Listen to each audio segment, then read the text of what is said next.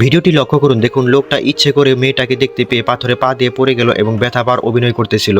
এমন দৃশ্য দেখে মেয়েটা তাকে সাহায্য করার জন্য এলো এবং ওই পাথরটা রাস্তা থেকে সরিয়ে দেওয়ার চেষ্টা করতেছিল। পাথরটা অনেক ভারী ছিল, তার পক্ষে সরিয়ে দেওয়া অনেকটাই কষ্টসাধ্য ছিল। তারপরেও সে মেয়েটা পাথরটাকে সরিয়ে দিল।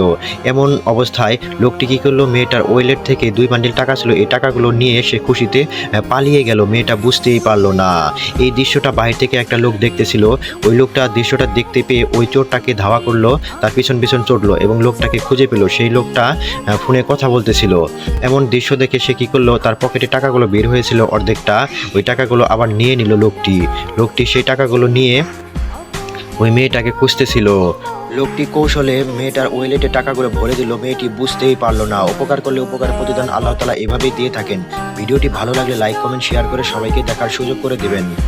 অসংখ্য ধন্যবাদ ভিডিওটি সম্পূর্ণ আমার সাথে দেখার জন্য।